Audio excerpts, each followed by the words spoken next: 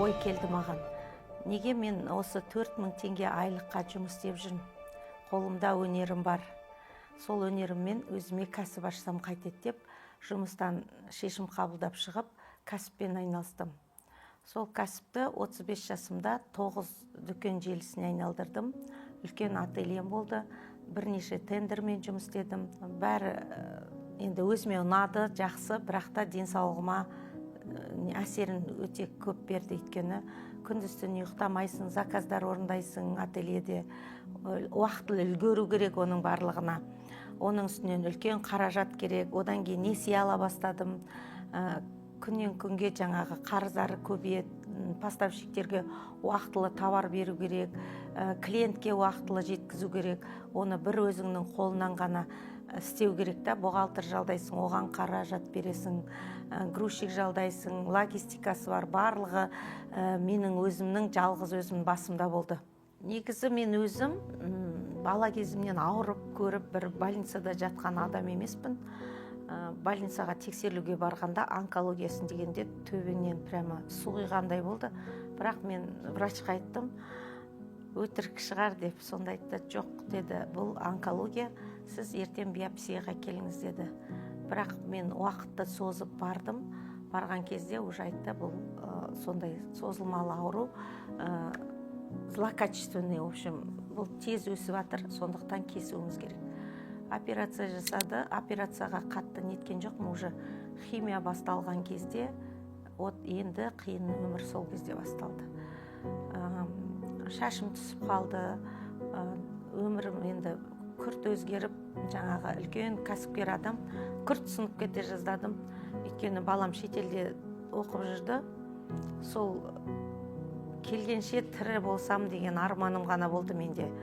Біртіндеп магазиндерімді жауып, осы өмірменен шынын айтқанда қоштасып жүрдім. Өйткені күннен күнге мен жаңағы тексерілімге барғанда біресе ана ауруды қосып береді, біресе ауруды қосып береді. Сөйтіп созылып ауырып жүрген кезде бір ғана арман сол. Енді Аллаға шүкір, қазір соның бәрі артта қалғанына мен ризамын.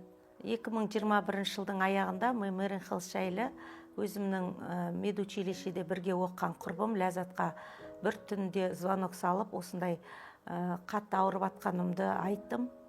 Түнде ұйықтай алмайым. Маған бір больницада істейсің ғой, түнгі ұйқыма, жақсы демалуыма бір өнім әкеп бересің ба дедім. Сонда ол кісі осы Мэрин Хелс компаниясы бар екенін, бұнда жақсы жапондық өнімдер бар екенін айтты. Осы өнімдерді Ләззат ханым әкеп бергеннен кейін іше бастағанда менде жақсы әсер болды. Сол кезде өнімдердің көмектескеннен кейін Ләззат ханымға звондағанда ол кісі айтты, сенің өзіңнің жеке парақшаң бар, кабинетің бар, сол жерден әрі қарай алып іше беруіңе болады дегенде, бірақ мен осындай компания бар екенін білдім.